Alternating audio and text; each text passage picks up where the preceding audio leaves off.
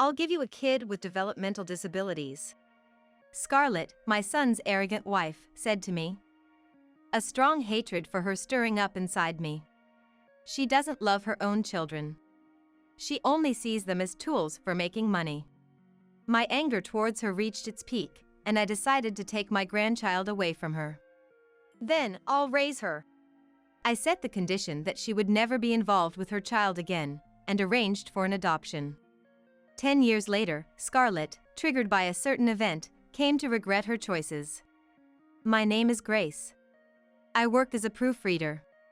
A proofreader is someone who checks for errors in manuscripts and layout prints at publishing companies, like for books and magazines. My husband, Henry, is a film director. He's made a name for himself as a capable director, having worked on a wide range of projects from animations to suspense and horror films. We, a creative couple, had one son. He grew up splendidly, found a wonderful wife, and got married. They were blessed with children. But soon after the marriage, our son tragically died in an accident.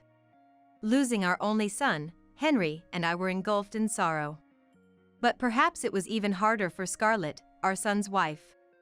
At the young age of 33, she became a widow and raised her 2 daughters by herself. Moreover, the girls were twins, and the younger one, Mia, showed signs of developmental disabilities. Her sister is Emma. At the time, Mia's condition was diagnosed as mild, but as she grew, her symptoms became more evident, and now she attends a special education class at the same elementary school as Emma. Raising a child with disabilities is no ordinary task. Especially for Scarlett, who lost her husband so early, her days must be incredibly hard. Of course, my husband and I try to support her in every way we can. She has a job, so during times like evenings when she can't take care of the kids, we take them in. Still, the hardships she's faced since our son's death are unimaginable. I am grateful to her. She truly cared for her children. Until she became obsessed with a certain man. Her personality changed after meeting this man. Grace, I'm taking Emma to her piano class, so I'll drop Mia off at your place. I should be there in about 5 minutes. That was a sudden, unexpected call. Previously, Scarlett used to check my schedule and show consideration, but lately, it's always been abrupt. She might know her piano class schedule in advance, yet she calls out of the blue, wanting to drop off Mia without any prior discussion. It's not just inconvenient for me, but for Henry as well, who has his own work. Scarlett, I think it's admirable how much you care for Emma. But if you're going to ask us to take Mia in suddenly every time, we have our own schedules too. Wait, aren't you off today, Grace? I saw on the calendar that you have every Tuesday off this month. Scarlett knew everything about our work and home schedule, as she often brought the kids over. It felt invasive, like being monitored. There are things we can only do on our days off. Please, don't just leave the kids with us without discussing it first. It's not that we don't want to take them. It's just a bit troublesome without any prior notice. I understand. I'll be more careful from now on. There was a brief pause, and Scarlett's reply sounded listless. Accompanying her perfunctory response was a faint clicking of her tongue. Before I could respond, she abruptly ended the call. Soon after, I heard Scarlett's car parking outside. Suppressing my exasperation, I got up from my chair to head to the door. Then, I overheard an unbelievable remark from the entrance. Mia, just go on to Grandma's by yourself. From the entrance, I heard Scarlett's condescending voice speaking to Mia, leaving me shocked and speechless. Moreover, I only heard the sound of the door opening once. Meaning, Scarlett didn't even get out of the car, she just told Mia something and then drove off again. Surprised by this unbelievable situation, I hurried to the entrance and found Mia left there alone. Mia. Where's your mom? Where did she go? Mia, not understanding the situation, looked at me with a puzzled expression. I placed my hands on Mia's shoulders, asking her what happened, but she just kept staring at me, puzzled, not attempting to answer my question. Grandma. Good evening. Mia is in elementary school, but she's delayed in speech, only able to communicate in two-word sentences. She can't answer complicated questions, and when bombarded with them, she tends to get stuck. At this moment, not understanding my question, Mia, contrary to my anxious mood, just smiled sweetly and continued to look at me. Mia, where did your mom go? Shopping? Piano class? Which one? When speaking to her, I know I shouldn't get emotional. If I convey words in haste, she also gets affected and may panic. I took a deep breath to calm myself and, showing my fists alternately with my hands, I tried to make it easier for Mia to choose an answer. Thanks to that, she seemed to understand the question and pointed to the right fist I held out secondly, uttering surprising words. Piano. Went with Emma and a man. A man. Hearing this intriguing word, I impulsively asked her more questions. Is he Mom's friend? Emma's friend? No. Mom's favorite person. Seeing her talk happily made my heart ache. Scarlett left a daughter behind to go to Emma's piano class with a new man. But why leave only Mia? The answer would soon become clear. That night, after piano class was over and it was getting time for Scarlett to pick Mia up, she didn't show up at our house. Fortunately, the next day was Saturday, so having Mia stay over wasn't a problem, but it was still incredibly rude. Scarlett left her with us without any notice. What's happening to her? I kept repeating these complaints in my mind while waiting with Mia for Scarlett to pick her up. Little did I know then, Scarlett's life was spiraling out of control. Hello, Grace? Sorry, but could you let Mia stay over tonight? Emma has come down with a fever. I don't want Mia to catch it, so could you look after her? It was past 9 p.m. I had finished giving Mia a shower and dinner, and was just waiting for Scarlett to pick her up when she called. Scarlett's voice on the phone didn't sound hurried, just apologetically casual. If I hadn't known the situation from Mia, I might not have doubted her words. But, having heard Mia's earlier story, I couldn't easily believe Scarlett. All right. We'll take care of her tonight. Realizing my reluctance, Henry, who was playing with Mia, turned to me and said so with a stern expression. I relayed to Scarlett that we would take care of Mia just for tonight. I understand the situation. But you knew about this sooner, right? How many hours has it been since piano class ended? Sorry. I was just about to pick her up when she started looking unwell. I'll be more careful next time. Her nonchalant reply only increased my anger. From now on, please make sure to contact us in advance. If not, we might find it difficult to take her in the future. Yes. Thank you so much. She responded sweetly and ended the call unilaterally. Dumbfounded and speechless, I returned to Mia and Henry, and that's when things got tough. Mia, how about spending today with Grandpa and Grandma? Your mom can't pick you up because she's taking care of Emma who's sick. Maybe the way I said it was not good. Mia, having already decided in her mind that she was going home, got upset when her routine was disrupted. Mia, in a state of panic, began to wander restlessly around, crying and repeating that she wanted to go home. She curled up on the spot, trying to calm herself down, but it seemed she couldn't switch off her emotions. Sitting down, then standing up, repeating this over and over, she eventually collapsed onto a nearby sofa and started to cry intensely. I'm sorry, it's my fault. It's okay. Let's just be there for Mia right now. We've encountered situations like this several times before. When she was younger, her tantrums were much worse, becoming so violent that she was uncontrollable. She would hit herself against walls or slap her hands on the floor, a far worse state compared to now. As she grew, perhaps maturing, her symptoms seemed to stabilize, now manifesting as crying intensely on the sofa. When Mia gets like this, both Henry and I stay by her side, never intervening or trying to do anything forceful. Mia, in her way of calming down, uses our hands to wipe her tears, seeking comfort through physical touch. But we don't initiate it. Mia has her own timing and needs. We've learned over these 6 years it's important to respond to her in that manner. I'm sorry.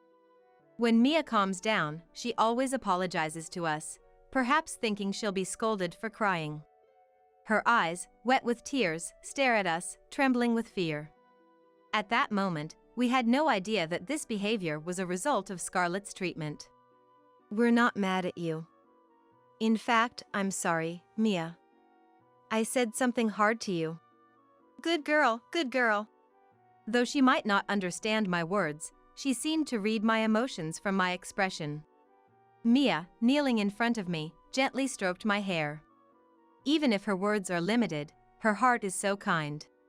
What does a disability matter? It's just a part of who she is, her unique character. I love this gentle side of her. Thinking this and smiling, I heard Henry's voice suggesting it's time to sleep, and Mia, now ready to switch to bedtime mode, happily went with Henry to the bedroom. The next morning, a grim-faced Emma and Scarlett in a slovenly outfit arrived. Thank you for yesterday. Emma's fever seems to have gone after sleeping all night, which really helped. Scarlett said in a manner as if a heart emoji should be at the end of her sentence, without a hint of remorse. Next to her, Emma looked upset for some reason. Curious, I was about to speak, but Mia, seeing her mother, lit up and rushed to embrace her, leaving me with no choice but to keep quiet. Mom, you're back. Mia. I'm back, let's go home. Scarlett spoke to Mia as she hugged her. At that moment, I felt something off in Scarlett's smile. For a brief moment, it seemed like a look of laziness towards Mia. It was so brief that I couldn't be sure. Was it just my frustration from yesterday making me see things, or was there really something off? Unsure of the fleeting feeling, I couldn't confront her about it. Then, we'll visit again soon. As Scarlett said this and took Mia's hand heading to the car, an angry-looking Emma handed me a letter. Read this after we leave. Emma whispered, passing me the letter discreetly, making sure Scarlett didn't hear. Sensing something was seriously wrong, I took the letter without asking any further questions. After Scarlett left, I called Henry into the living room, and we read Emma's letter together. It contained shocking information. Mom changed after finding a new boyfriend. She's hardly home and gives money to this man. She's using the prize money I won from a piano competition and a concert to pay him. She's leaving Mia with Grandma and Grandpa because this man has started to dislike Mia and finds her annoying. She sees me as a tool to earn money through piano. Soon, Mom might push Mia onto Grandma and Grandpa permanently. I'm okay, but please look after Mia. I was stunned and speechless at the unbelievable content of the letter, and at the end of it, I noticed what appeared to be a mobile phone email address. I remembered Scarlett mentioning that Emma's piano talents blossomed when she entered elementary school and that her lessons had become busier. Emma, even as a young child, had gained media attention for her skills and had now become a piano prodigy, attracting nationwide attention. Things have become rather dangerous lately, so I decided to give her a mobile phone. It seems normal these days for elementary school kids to have one, and I thought it wouldn't be a problem. If she's receiving media attention, it's a natural concern and precaution for a parent to have. I remember hearing this story and thinking how times have changed. This email address must belong to Emma's mobile phone. Emma is quite a smart girl. If she's written down her mobile phone address, it means she isn't being monitored by Scarlett. It must be safe to contact her there. Believing this to be Emma's address, I decided to reach out. Good evening. Is this Emma's address? Yes, it's me. Thanks for reading my letter. Grandma, please help Mia. I received this reply after 10 p.m. Probably just as she was going to bed.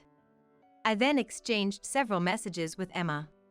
Tell me more about what's happening. Make sure to delete our messages afterward. Of course.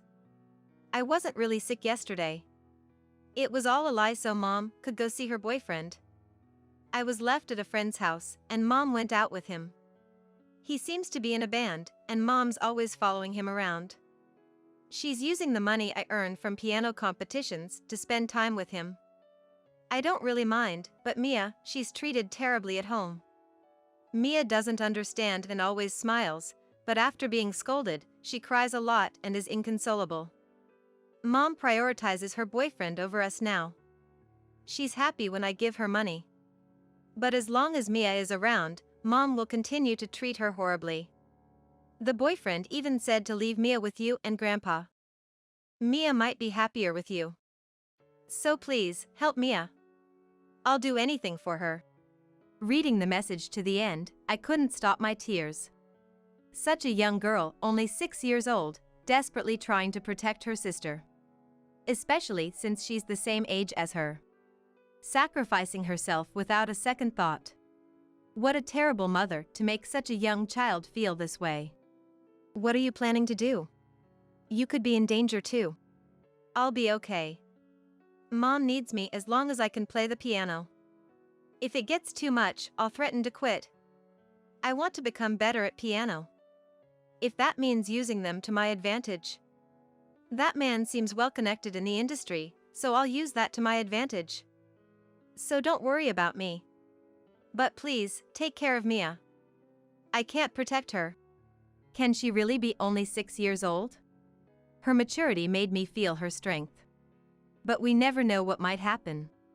Not to overdo it, to rely on us if things get tough. And to keep in touch without fail. And be careful not to lose contact. I promised her 3 things. I agreed to help Emma. A month later. Scarlett's irresponsible behavior continued, and we were constantly being inconvenienced. But we couldn't let anything happen to Mia. We even started to say that we wanted to take care of Mia ourselves to protect her and keep our promise to Emma. One day, Scarlett came to our house with Mia, asking for a favor. I might be going abroad soon. What? Henry, listening with me, also looked shocked. Emma's piano teacher thinks highly of her talent. She might get to study with a famous teacher in Italy. If she does well there, she'll become a world-famous pianist. That's why I came to ask if you could take care of Mia. It's impossible to take her abroad. I couldn't help but doubt Scarlett's story. Emma hadn't mentioned anything like this. There was no reason for her to keep such a big secret. I stared at Scarlett suspiciously. Can you take Mia upstairs? I need to talk to Scarlett alone. Henry seemed to understand from my expression. He took Mia and left the living room. Tell me the truth. What? Emma going abroad, such a sudden decision isn't plausible, is it? Also, the last time you left Mia with us, a friend of mine saw you walking around town with a man. If you keep hiding the truth unnecessarily, I'll have to take appropriate action. What's the real reason? Tell me the truth. The story about a friend spotting her was a lie. But I thought it necessary to shake her up.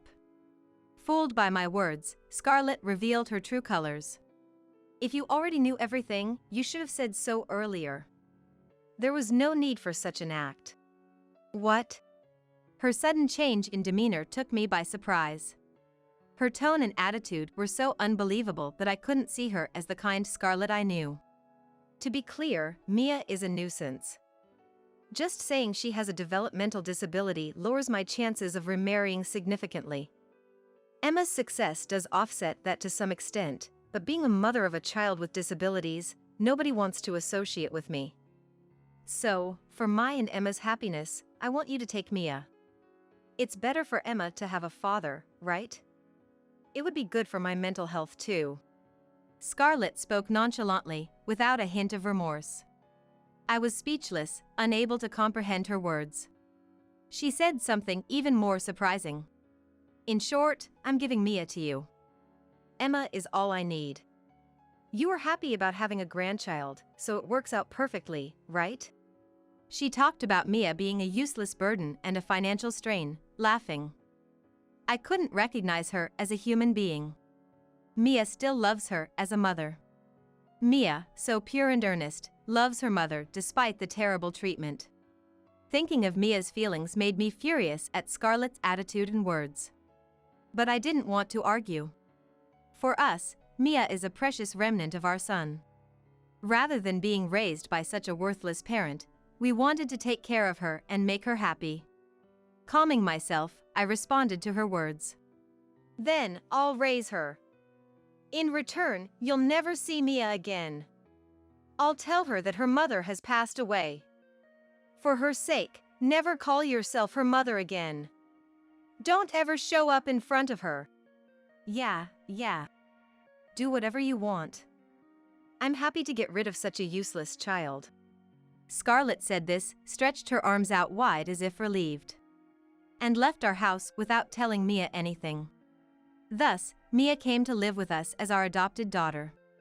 Of course, the first few months were tumultuous. Mia was distraught over her mother's absence, causing a great deal of mental strain. We reached out to doctor acquaintances, invited specialists to our home, and collaborated with therapeutic institutions, focusing on her support. Thanks to that, a few months later, Mia returned to school and was able to live a more settled life. 10 years later, when Mia was in her first year of high school, an incident occurred. One afternoon, someone repeatedly rang our doorbell. It was a holiday, and we were spending time together as a family. Who could it be, ringing the bell so many times? Irritated by the rude visit, I went to the door and grimaced when I saw who it was through the peephole. I know you're there. Come out. Give back Mia, you thieving family. There stood Scarlett, whom we had cut ties with 10 years ago, and a flamboyantly dressed man. Possibly he is the boyfriend from the rumors. What's going on? The front door seems noisy. Henry. Scarlett found our house and has come to visit suddenly. What? We had moved to change our lives after cutting ties with Scarlett. We bought a place convenient for our jobs, never expecting she would find us. Henry and I exchanged looks, wondering what to do. It's okay, Grandma, Grandpa. Let them in. I want to settle things with that person. Mia was now 16. Her developmental disability had stabilized, and she could communicate normally. Though she still had intense fixations and could get absorbed in things, these traits helped her succeed in a certain venture. You're late. If you're inside, just let us in quickly. Scarlett had changed into a completely different person from the one who used to live with our son. As soon as she entered our house, she sat down next to a man on the sofa, crossing her arms and legs in an arrogant manner and glaring at us, clearly in a bad mood. Though her attitude was irksome, reacting to her provocations would only play into her hands. We took a deep breath to maintain our calm, sat across from her, and asked what this was all about. You have no business bringing strangers into my house. What do you want now, after cutting ties with me 10 years ago? Mia was sitting at a nearby workbench, busy with some writing.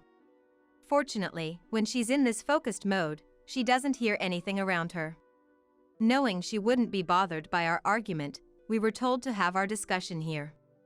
Glancing sideways at Mia, Scarlett smirked and arrogantly declared, It's simple. I've come to take Mia back. She's my daughter, so it's my right to have her back, isn't it? What is this woman talking about? Has she forgotten what she said that day, 10 years ago? Lost for words at Scarlett's absurd thinking, a stern-looking Henry addressed her in a low voice. You said you didn't want Mia and discarded her. We told Mia her mother was dead, and that should have been the end of it. That was just a verbal agreement. Besides, Mia knows I'm alive through the letters I sent her, right? If her mother is alive, there's no reason for us to live apart. Scarlett's defiant reply was infuriating. She had bombarded our home with letters once she learned of Mia's talent and even showed up at her school to make her presence known. Do you have any idea how much pain your selfish actions have caused Mia? Scarlett's actions had recklessly stirred up Mia's emotions. Believing her mother was dead, Mia was so disturbed by this revelation that she couldn't even go to school for a while. However, thanks to her friends and a certain child, she gradually recovered and was able to return to her normal life. I'm telling you, I'll take proper care of her from now on. So hand over Mia to me. Enough already. Scarlett, eager to justify herself and demand Mia's return, was interrupted by Mia herself. Mia threw a pen at near Scarlett's face, and she stepped up to Scarlett, shaking her fist in anger. You never cared about me. You dumped me with Grandma and others because I was in the way of your time with that man. And now you claim to be a mother? Don't make me laugh. To me, you're not a mother at all. We could never have imagined she would speak like this when she was little. She used to accept everything her mother did with a smile, never showing anger. But living with us, Mia had changed. She developed a rich emotional life, and thanks to therapy, her teachers, and friends, she learned to express herself. She even learned to distinguish right from wrong. In defiance of her mother, who had abandoned her, Mia honed a particular talent. So, she must not forgive Scarlett, who had chose the man getting along well over her. Scarlett didn't know how much I understood about Mia. She also didn't realize that she was being betrayed by a certain child. You're just greedy for money. I knew you'd show up sooner or later. After all, you know I'm the author of that movie. At those words, Scarlett's face showed a flicker of unease. After we took her in, we had Mia try various things. Scarlett had made Mia play the piano like Emma, but it wasn't for Mia. That was the real reason she considered abandoning Mia. We had heard about this from a certain child and encouraged Mia to explore her interests and take her to places she wanted to visit. As a result, Mia discovered a talent for something special. It was drawing. She had an exceptional artistic sense. Her imagination was beyond our expectations. As Henry and I, both of whom work in animation, recognize her excellent work. I tried showing it to a certain author. We even showed her work to a famous industry figure, who has an award named after him. His high praise led to her drawings being immediately adopted by my company's editorial department. She demonstrates stellar performance in drawing, which was made into an animated TV series and films in a flash. Now, I'm worth more than Emma. You thought you could use me to pay off the money you spent on that man and your ballooning gambling debts, didn't you? Too bad. I know all about your wrongdoings. Who would want to go back to a terrible parent like you now? Get out. My real parents are Grandpa, Grandma, and Dad. Scarlett was shaken by these unexpected words from Mia. Why did she know everything? We hadn't even talked about it, so how did she find out? In the midst of confusion and agitation, the man next to her was showing anger at being yelled at. What are you saying to Mother who gave birth to you? Did I ask to be born? You gave birth to me, abandoned me, and now you come back for your own convenience. I don't want to hear Mother from someone who's only interested in money. Who would go back to a greedy woman like you? Get out now. Just the thought of you makes me sick. Scarlett was speechless from the shock and surprise of being defied. The man next to her stood up in anger, about to grab her. Just as we stood up to stop him, a voice came from the living room entrance. If you do that, I'll show this video to the police and have you thrown in jail right now. Everyone turned to see Emma at the entrance, holding her mobile phone camera. She was supposed to be in Italy. Why is Emma here? Isn't she in Italy? I asked my teacher to reschedule my lessons. I thought you'd try to get in touch with Mia while I was away and bring her back to our house. I'm glad I kept in touch with her beforehand. As I thought, you came to Grandma and Grandpa's place. Emma said this and walked next to Mia, filming the man to protect him. Emma had explained everything to Mia and had always been there to protect her. She continued to use the man next to Scarlett. With his knowledge of the music industry, she might be able to meet the foreign pianist she admired. She wouldn't spare money to fulfill her dream. And she had a plan to leave Scarlett when the time came. This is my investment to fulfill my dream. It's not hard at all. They're so stupid. They don't know I'm secretly having Grandma manage the money. The reward money I give them is just a fraction, so don't worry. Emma, now a middle school student, began studying about money and law. She had grown up to be as knowledgeable as an adult, talking about her family situation at work and getting full support from the office. Thanks to that, Emma's bank account had enough savings to live on her own. She was finally ready for settling in Italy, which has been her long-cherished dream leaving Scarlett, so she talked to Mia about it in advance. I've been adopted by Grandma and Grandpa too. What? Scarlett was visibly confused by this unexpected turn of events. The man next to her hadn't anticipated this either. In a panic, he pressed Scarlett about what to do. After all the good times I've given you, you should be satisfied by now. I don't need trash like you around me as I become big. Emma and I have never considered you our mother, so rest assured. Don't ever show yourself to us again. We've already talked to Grandma and Grandpa about the adoption. All that's left is your consent, but we're prepared for a refusal and have already contacted a lawyer. I'm so happy to think I'll finally be able to live with Emma again. Well, I live in Italy, so we won't see each other often, but considering everything we've been through, it's easy, right? Now we can enjoy many things together again. Seeing them happy, I couldn't help but smile, and an infuriated Scarlett reached for my collar. You're the one! You filled Emma's head with nonsense. But Emma quickly turned her camera to Scarlett to protect her. Don't get the wrong idea. I made this proposal to Grandma and Grandpa on my own. You thought I was your ally, so you never suspected me. I always comforted you, didn't I? But I've never once thought of you as my mother.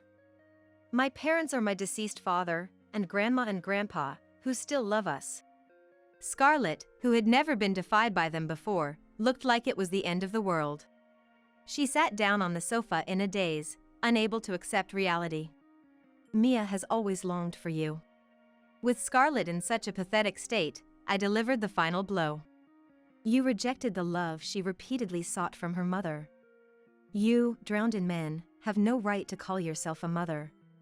I will take good care of Mia and Emma with Henry. Don't ever come near these kids again. You're no longer their family. Hearing this, Scarlett broke down in tears. She kept calling for Mia and Emma, but her pleas never reached them.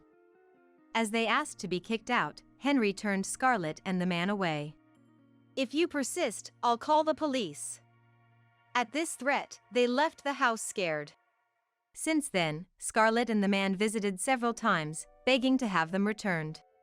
But their persistence disgusted Mia, and she reported them to the police. Under the anti-stalking law, they were forbidden to approach Mia, ensuring her safety. Thus, they successfully severed ties with Scarlett. Their lingering feelings cleared, Mia and Emma lived freely. Emma became a world-famous pianist, met her destiny in Italy, and now performs concerts worldwide with her violinist lover. As for Mia, her movie adaptation was a global hit, making her a popular creator. We've been involved in her works and now support her life as a united family. You're the housekeeper, so you do all the cooking, cleaning, and nursing. If you don't like it, get a divorce and get out. Brian made it clear that I was his housekeeper. So that was your plan all along. I'm free labor, a housekeeper.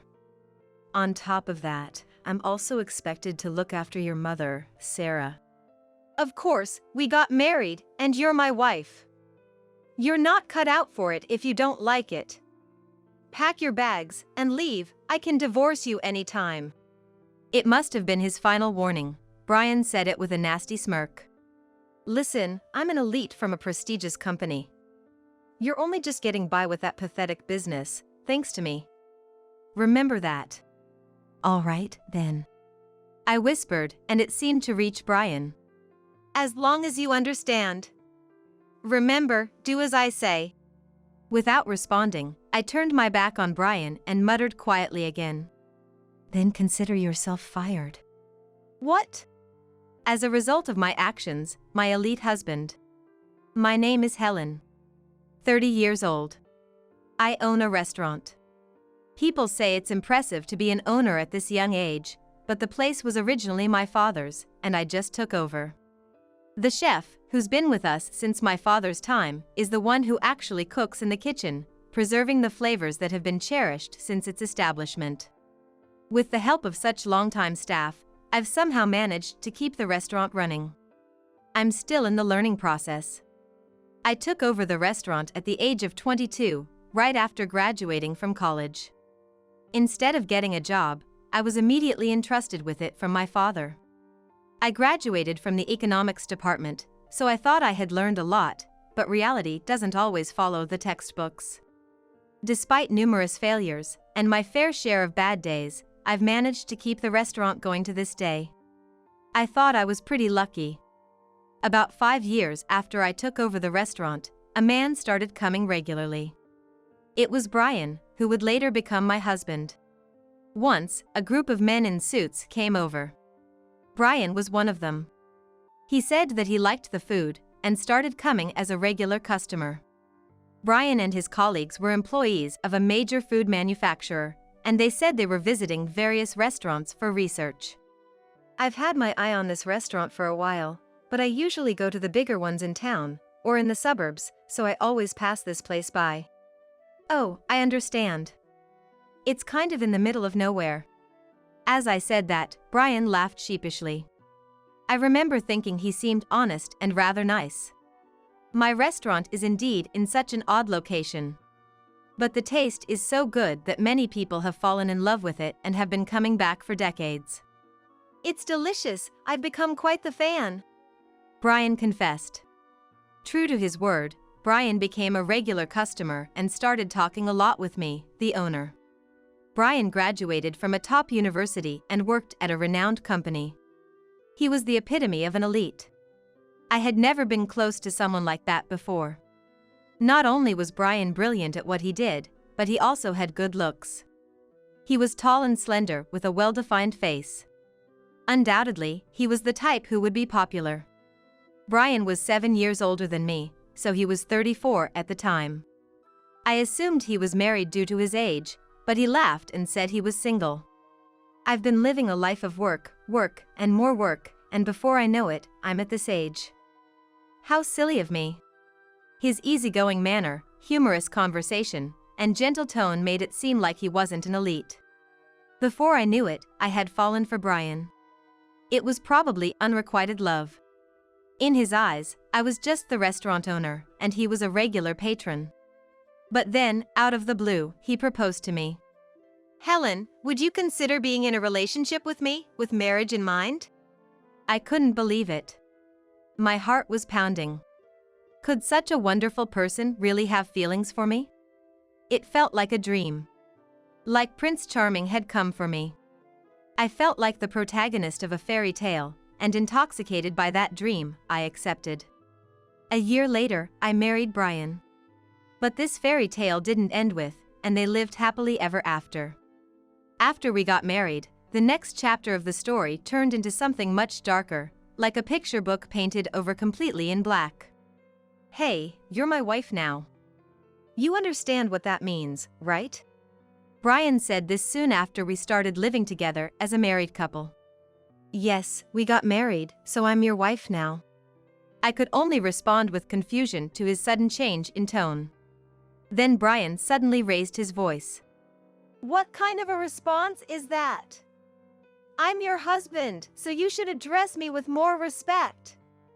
A wife should respect and honor her husband, don't you even know that? I was too shocked to respond right away. What had happened? It was as if the Brian I knew had been replaced by someone else. A transformation from a prince to a tyrant. I wondered what kind of a witch had cast such a spell. Listen, I'm an elite, you know that, right? You have to become a wife worthy of me. Prepare yourself for the training I'm going to give you. From that day on, I was constantly ordered around by Brian. First, Brian demanded perfect housekeeping from me. Make sure the house is immaculate, ready for anyone to come over at any time. That's a housewife's job. Don't you dare embarrass me. My family ran a restaurant, so honestly, our house was never in a pristine state. My father was busy in the kitchen, and my mother was helping out too. There was no way we could manage perfect housekeeping. My parents did their best, tidying up and cleaning whenever they spotted a mess, but running a restaurant while raising me was overwhelming. My grandparents on my father's side lived far away, but my grandparents on my mother's side looked after me during particularly busy hours. That was how we managed to get by. I can't do that.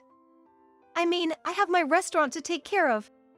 Don't make excuses before even trying. You don't even want to make any effort. I managed to put the conversation to rest at the time by saying that I would try, but when I actually started, I realized that it was impossible. Look, I have the restaurant to handle, so can't we hire someone for the housework? It wasn't like I was saying I wouldn't do any housework at all. I just wanted to hire a housekeeper to make up for what I couldn't manage, but Brian didn't like the idea. Why should we waste money like that?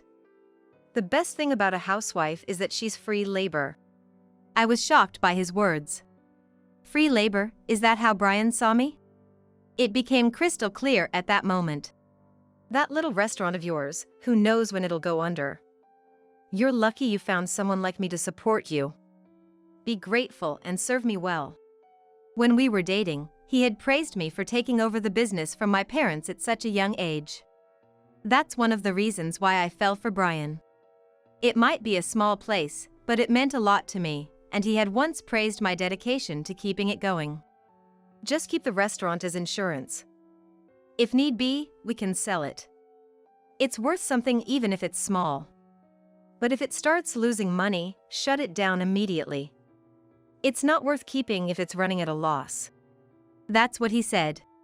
So that's what you've wanted all along. I'll never let go of that restaurant, no matter what.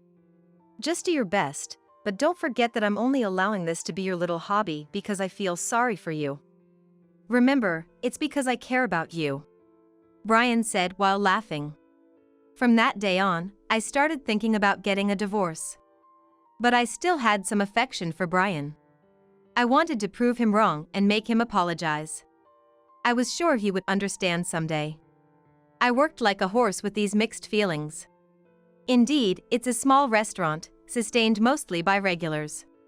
Nowadays, most people opt for chain restaurants which offer the same taste wherever you go.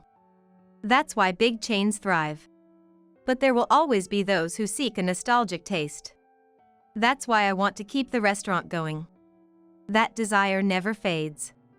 While maintaining a seemingly peaceful marriage on the surface, I worked hard for the day I would prove Brian wrong.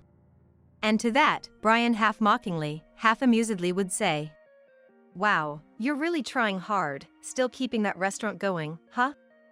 I thought it would fail soon." Well, as long as you take care of the house, you can keep going. I was already doing it without being told.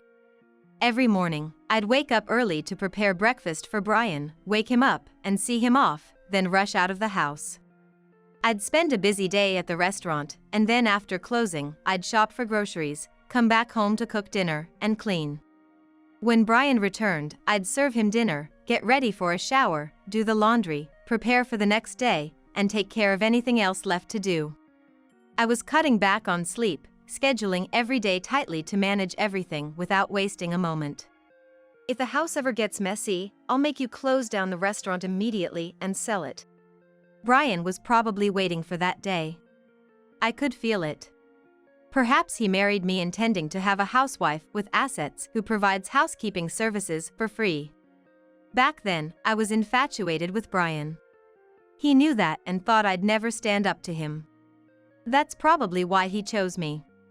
It surprised me how much you dedicate yourself to the restaurant. I thought once we got married, you'd only have eyes for me. I feel betrayed, Brian said one day. I thought I was the one being betrayed. I had believed he understood me when he chose me. I wanted to say that, but I swallowed my words. And then things got worse.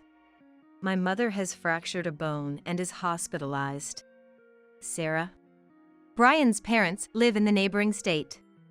I don't want to say this, but like Brian's true colors, they are not the most pleasant people. Brian is our pride and joy. A graduate from a top university, working at a leading company, an elite man. You've been chosen by Brian, so you should be grateful and serve us well. Helen doesn't realize her luck.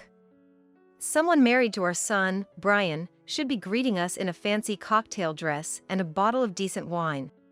That's right. It's just as I expected. A daughter of a restaurant owner must be poorly educated. That was the first thing they said to me when we met. Not only were they rude to me, but they insulted my parents too. I was about to say something back when my anger got the better of me, but Brian intervened to settle the matter, so I decided to keep my mouth shut for the moment. Come now, Helen is still young. It's understandable that she lacks in certain areas.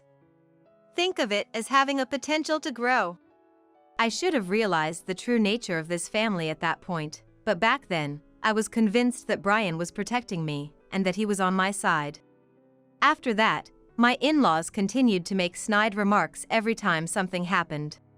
I can't believe Brian married a restaurant owner's daughter. Right, someone like Brian could have married a daughter of a CEO or an executive.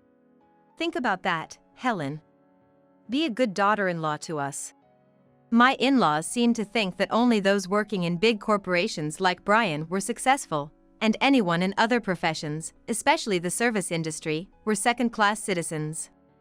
But even so, Sarah's injury is unfortunate. I'd have to at least pay her a visit. But then Brian said something shocking. It's a femur fracture.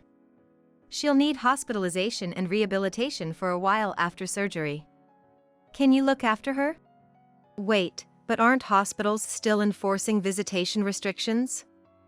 I can maybe visit or bring something, but looking after her might not be allowed, right? Who said anything about the hospital? I mean, after my mother is discharged and comes to live with us. It took me a moment to understand what he meant. As I was silently pondering, Brian dropped the bombshell. Don't be dense. Once my mother is discharged, she's moving in with us, along with my father. What? You have a problem with that? Of course, it was a problem. Even the thought of living alone with Brian was unbearable, let alone with his parents too. I can't take care of Sarah, I said firmly. I have my restaurant to run. It's impossible. Professional care would be best for her. Why should we pay for that when you're here? Then, close down the restaurant. Sell it and use that money for the family. Brian made an outrageous demand. I won't sell the restaurant. And I won't take care of Sarah. You're the housekeeper, so you do all the cooking, cleaning, and nursing. If you don't like it, get a divorce and get out. Brian made it clear that I was his housekeeper. So that was the plan all along. I'm free labor, a housekeeper. On top of that, I'm also expected to look after your mother, Sarah. Of course, we got married, and you're my wife. You're not cut out for it if you don't like it. Pack your bags and leave. I can divorce you anytime. It must have been his final warning. Brian said it with a nasty smirk. Listen, I'm an elite from a prestigious company. You're only just getting by with that pathetic business, thanks to me. Remember that. All right, then. I whispered, and it seemed to reach Brian. As long as you understand. Remember, do as I say. Without responding, I turned my back on Brian and muttered quietly again. Then consider yourself fired. What? Brian didn't hear it clearly and asked again, but I didn't bother repeating myself. I need to get things ready, so I can't do it right now. Fine, there's still time before my mother is discharged. They say she needs at least a month in the hospital. If you're ready by then, that's fine. Brian must have thought I had agreed and went to the bedroom, satisfied. I had been preparing for this for 2 years. Everything had been for this very moment. But even so, I still had hope. That Brian would return to the man he was before we got married. I didn't want to believe that the person I loved so much, that those happy days, were a lie. That's what I thought. But all my hopes were shattered. I had to make up my mind. I was ready. Hello, it's Helen. No, it didn't work out. It can't be helped. Let's take action. I made a call to someone, ready to move forward. A month later, an article made it to the front page of the economics section of the newspaper. The story was that the food manufacturer for which Brian worked for was about to be acquired by a restaurant group in a large stock buyout. What the hell is this? In frustration, Brian yanked the newspaper from side to side, tearing it in half. This is a joke. We're a leading company. And now they're selling us out to some stupid restaurant group. Brian crumpled the torn newspaper and hurled it against the wall. Damn it, what's gonna happen? This can't be true. Brian turned on the TV as if waking from a nightmare, only to see the same news. It seemed the acquisition was real. Damn it, how did it come to this? Brian slumped down on the sofa and ruffled his hair in frustration.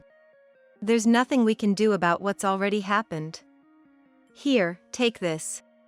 What's this? Brian looked at what I offered him and his eyes widened in shock.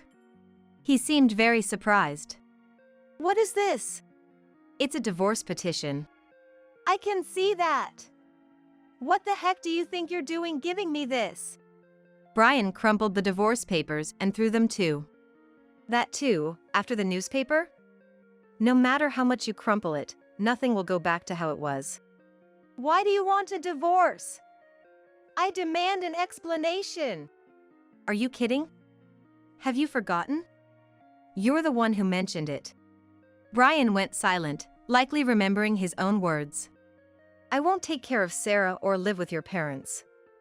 If you don't like it, get a divorce. Those were your words, right? I did say that. But well, I was bluffing, thinking you wouldn't listen to me otherwise. So it was a threat. Brian didn't respond. I married you because I loved you. I trusted you. But you deceived me and betrayed me repeatedly.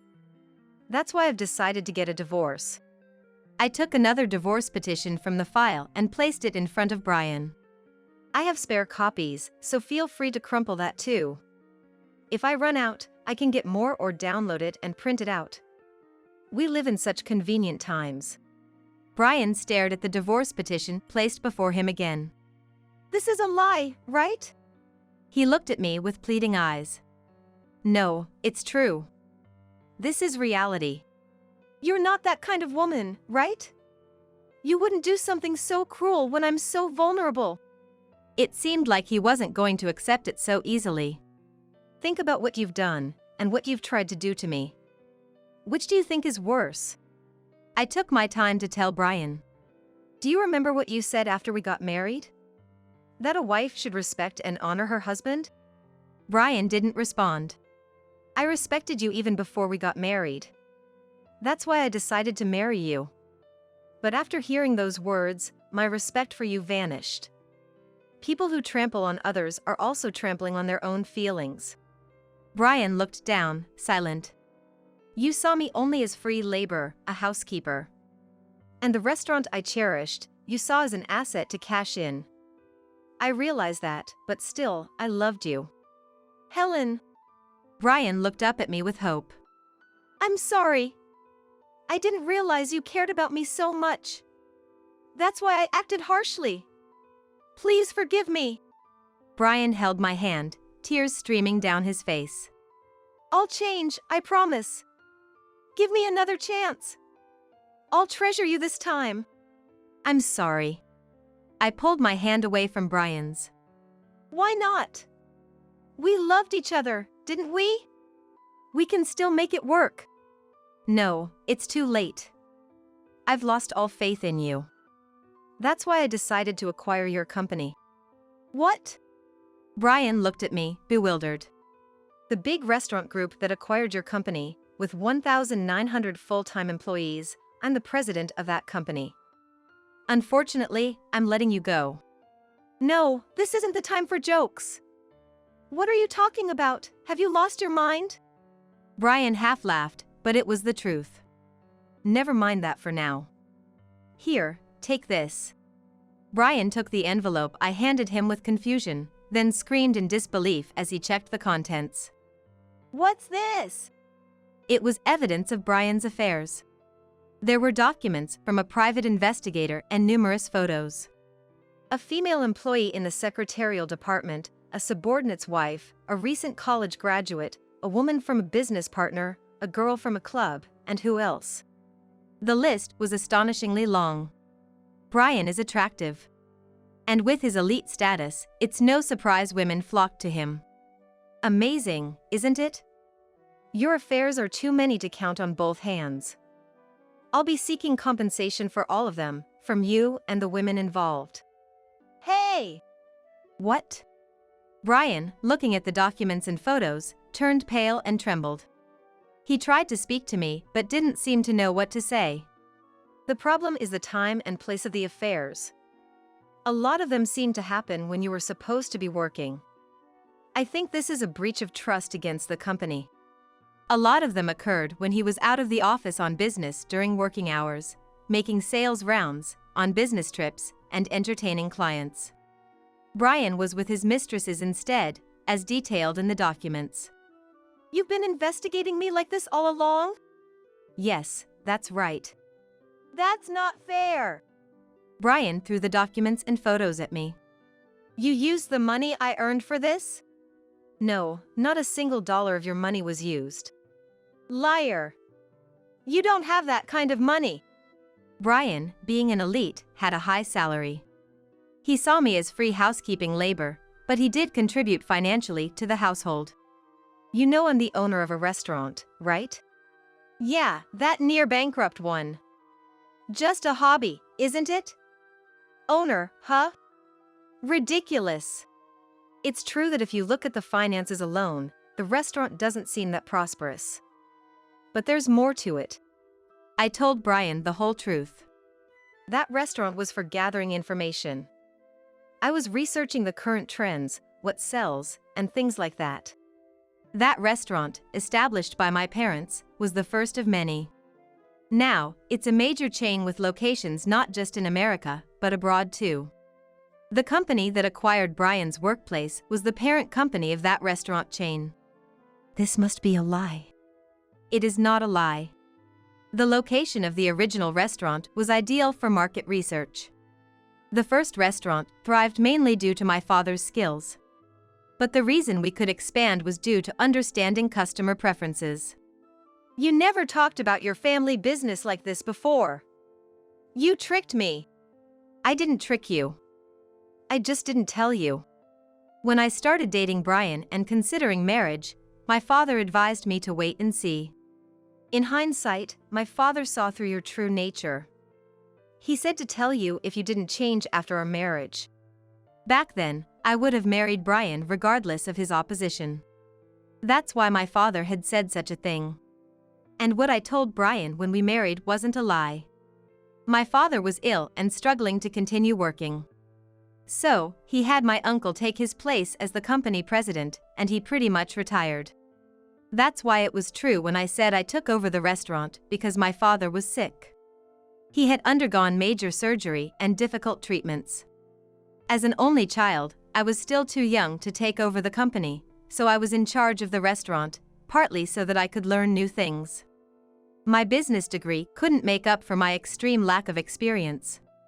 I was told that if I failed to run the restaurant, I wouldn't be acknowledged as the successor. So, I worked hard to continue my father's legacy and earn his approval. My father probably warned me to keep quiet, fearing the business might be taken over or ruined by a bad marriage. But I thought Brian was different, and I wanted to prove I could be honest with him. That's why I remained silent. Well, I was disappointed. My father even told me that if Brian wasn't the man I thought, I should resolve it by myself.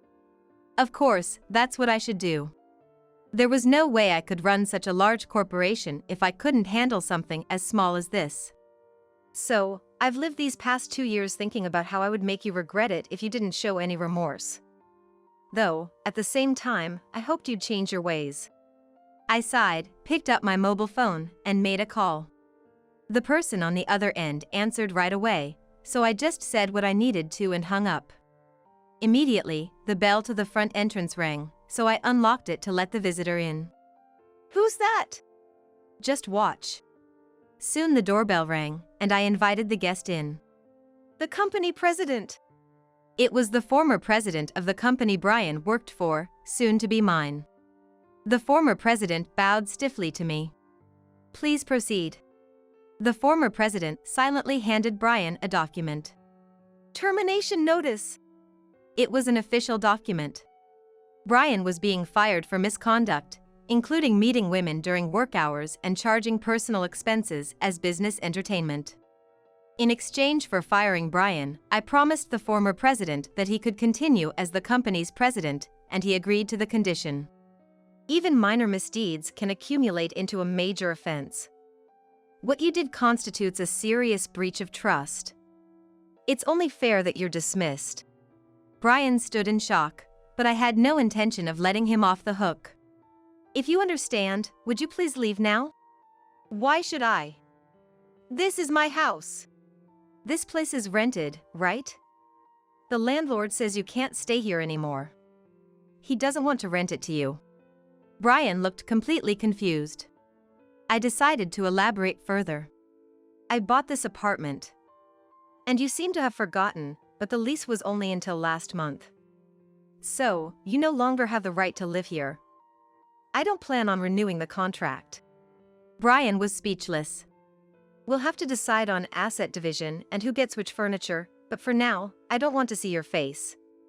Could you go back to your parents' house? Sarah is about to be discharged from the hospital, isn't she? Sarah was scheduled to be discharged in a few days after a month-long stay in the hospital. Go back and prepare for Sarah's return. We'll communicate through our attorneys about what comes next. Please take him with you. I handed Brian over to the former company president. If you come back, I'll report you for trespassing. Even though we're not officially divorced yet, if the landlord says no, it's a no. Brian left the room with the former company president silently. There was still more work to be done, but I have reached the end of a chapter. After Brian went back home, I started receiving calls persistently from my in-laws, having heard about the divorce. Helen, you're so amazing. Why didn't you tell us? You truly are our son's wife. We are so proud of you. Getting a divorce must be a joke, right? Helen, you loved Brian so much. Can't you forgive a fling or two? That's just men being men. At first, they were arrogant, but when they realized my resolve to get a divorce was firm, they resorted to threats. You got Brian fired. What are you going to do about that? We'll demand compensation. What you did is unthinkable for our son's wife. Hiring a detective to investigate your husband's behavior. Imagine how it would affect your reputation if it gets out. When I confidently told them to go ahead with claiming compensation and leaking information about me, they finally shifted to begging. Helen, I'm really sorry. It felt like you took Brian away from me, and I acted spitefully. Please understand. What are we supposed to do if you leave us? I apologize if I upset you. So, please forgive Brian. If you can't forgive him, how about just us? We were family once, after all. Of course, I refused everything they had said to me. I've said it over and over again, but I'm divorcing Brian. If you keep pestering me, I'll report you to the police and consider taking legal action. After consulting with my attorney, we sent them a formal warning, and they finally stopped contacting me. I made sure Brian paid the compensation. And I ensured it was paid from the assets we divided. Luckily, his high salary meant he had savings. Now jobless and without savings, he's back living with his parents. He found a job in the service industry that he once looked down upon, working from early morning till late at night. Considering he had affairs with other men's wives, he's also facing compensation claims from their husbands. I hope he works hard and pays it all off, no matter how many years it takes. I talked to the women with whom he had cheated. All of them apologized, saying they weren't serious and were just in it for Brian's money and elite status. While I had anticipated this, any relationship with a married person, regardless of the reason, is a legal offense and can be subject to a lawsuit. I made sure these women understood the severity of their actions by legally requiring them to pay compensation. Hopefully, this will be a lesson, and they won't repeat the same mistake. After that, I officially took over as the company president from my uncle. I appointed my uncle as the chairman to continue receiving his help and advice. Although my father's condition has stabilized, he's not in a state to work. But seeing me take over the company, he started seeing to bring him peace, and his spirits noticeably improved. Occasionally, he still offers his thoughts and advice, which I value greatly. I hope my parents live as long as possible. Right now, that's my greatest wish. I've caused them so much worry by getting involved with such an awful man. I gave my parents a lot of trouble, but I resolved my problems all on my own. That seemed to make my father approve of me as a manager. Next time, I want to meet someone better and reassure my parents as a daughter, but I'm not sure I want to get married for a while. This company is like my child now. I want to raise it and help it grow bigger and better. As a company president, I'm just taking my first steps. But I believe a bright future lies ahead on this path. And of course, I'm still running that restaurant. This restaurant was where my parents began their business, and it was the start of my career. In a way, it's like my first child that I shall cherish for the rest of my life. I want to treasure it forever so that I never forget where I came from. You were adopted into that family, and now Rocky is just a stranger to you. After you get married, please don't involve yourself with us as a couple. Since you're a stranger, you're not invited to the wedding. I lost my parents when I was young and have lived separately from my brother, Rocky. When I heard that Rocky was getting married, I was overjoyed. But then his fiancée Cameron said something outrageous. Little did she know, it would later cause her a great deal of trouble. I'm Samantha, a 33-year-old office worker. My parents passed away in a traffic accident when I was just 8 years old. At the time, my 5-year-old brother Rocky and I were initially taken in by our paternal grandparents. Our grandparents tried their best to raise us, but caring for 2 children was a tough task. It must have been difficult for them, especially after they had retired, to continue raising 2 kids. 3 years later, I was alone taken in by my Uncle Leighton and Aunt Ashley, becoming their adopted child. It was sad to be separated from Rocky, but it didn't mean we would never see each other. I was nervous about moving to a new home just as I had gotten used to living with my grandparents. However, Leighton and Ashley welcomed me as their own child. Let's gradually become a real family. For us, Samantha is already our daughter. It might be hard at first, but let's try to be open and talk about anything. I remember feeling deeply reassured by his words. I learned much later that Leighton and Ashley, unable to have children, had decided to adopt me after much discussion. Their home was a bit far from my grandparents, but a 30-minute bus ride was all it took, and I thought soon I could visit Rocky on my own. And so my life as Leighton and Ashley's daughter began. Being a biological parent and having a parental relationship aren't the same. At least, that's what I believe. One doesn't have to give birth to be a mother. A parent-child relationship can develop over time, through shared experiences and mutual affection. I learned this firsthand living with Leighton and Ashley. Though there's no blood relation between Leighton, Ashley, and me, we are undoubtedly parent and daughter, a family. I only shared this with close friends, and they were often surprised to hear we weren't biologically related. Some even praised me for growing up well despite my circumstances. But it was all due to Leighton and Ashley's love and patience. Initially, I couldn't fully open up to them, was sometimes willful, and even had a rebellious phase in hindsight. I'm truly grateful to them for accepting and facing these challenges with me.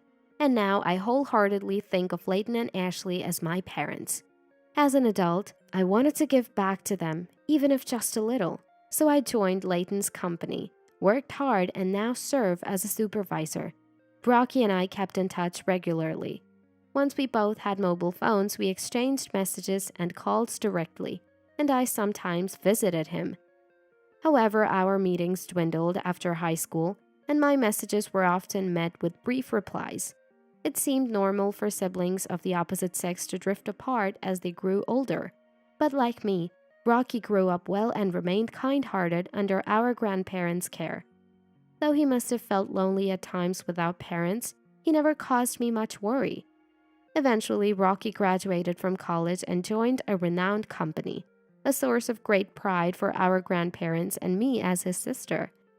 Then, this year, when he turned 30, he surprisingly reached out first, wanting to introduce me to the woman he was going to marry. While I was happy for him, I also felt a bit upstaged. I regretted that our grandparents weren't around to share the joy. They would have been delighted. A few days later, Rocky brought his fiancée to meet Leighton, Ashley, and meet me at our home. Samantha, Leighton, Ashley, let me introduce you to Cameron, my fiancé, he said. Having lost our parents at a young age and then separated, our journey had been a challenging one. Seeing Rocky so happy and smiling, I couldn't help but feel like a mother to him. It amazed me that Rocky, once a small and cute little brother, was now introducing Cameron to us. This is my sister, Samantha. Thank you for coming today. I smiled at Cameron as I was introduced. Rocky, I'm so happy to see you after such a long time. You've become such a respectable man. Congratulations on your engagement. I'm so happy to meet you, Cameron. Thank you for coming. Leighton and Ashley also smiled and spoke to the couple. No, it's natural to attend a family meeting. I wanted to talk with Samantha too, she replied with a clear, smiling face. I had imagined her to be a quiet lady since she's the daughter of a business partner, but she seemed very composed. Rocky is a gentle, easygoing type, so maybe he matches well with a woman like her. She looked straight at me with determined eyes. That day, we introduced ourselves to each other and had a casual conversation with Leighton and Ashley over some cake. Samantha, are you single? Any plans for marriage? You're adopted by this family, aren't you? Don't you live alone? She asked various questions, seeming to investigate, but I felt she was trying to get to know me, her future sister-in-law. I was pleased when she wanted to exchange contact information when leaving. Later, she contacted me to meet at a cafe, and I felt ticklish, thinking this is what it's like to have a sister. However, my lighthearted mood was about to be abruptly overturned.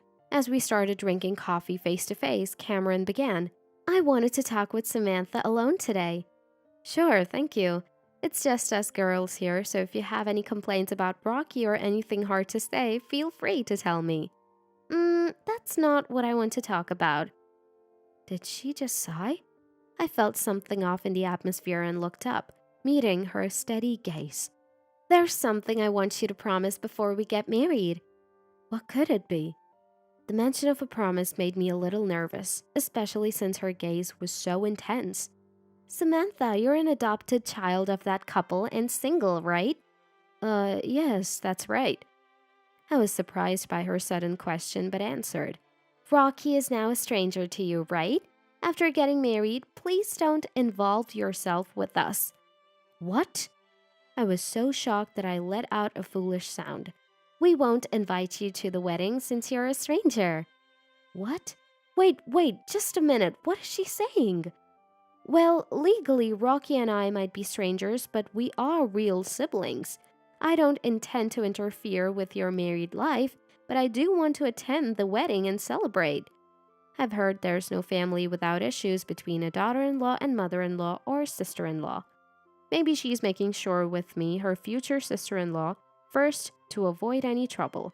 But I have no intention of interfering with Rocky and Cameron's life. I gently reassured her that she didn't need to worry so much, but she didn't seem to understand my words and said, Don't misunderstand, I'm saying you're a stranger. Family but strangers. I couldn't comprehend what she was saying and tilted my head. Samantha and Rocky are already strangers, right?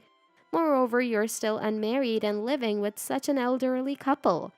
I'd be troubled if you, a single adoptee, start depending on us in the future. She declared firmly. Such a cold look for a future sister-in-law. Unfazed by my stunned expression, she continued. After the couple passes away, it's out of the question for you to leech off us. Wait a minute. They're still very much alive, so stop saying things like that. Besides, I have a proper job and income. Yeah, barely. If you were unemployed, I wouldn't have even attended the family meeting." She interrupted me and glared. "Anyway, you're not invited to the wedding. And don't invite us to your life events either. Just because you're single doesn't mean we'll take on any future support or caregiving." What does she think of me? Sure, I'm single now, but I have a job and savings. Most of all, thinking about a family member's spouse in such a way, I felt dizzy. "I understand your feelings, but not even contacting about life events. I think Rocky wouldn't agree. Just because we've seen each other less as adults doesn't mean the family bond is gone." Despite being shocked, I replied firmly, "Well, I guess minimal involvement can't be helped, but please gradually become distant." Her casual words made me feel sad. I'm asking this for our happy married life. If Samantha refuses, it'll make marriage difficult. Rocky was the one who wanted to marry. Please think about his happiness. It seemed like an ultimatum. If I didn't agree, she wouldn't marry Rocky. It sounded more like a one-sided declaration than a request. Rocky's proud smile from the other day came to mind. This condition was unreasonable, but I didn't want to ruin Rocky's wedding.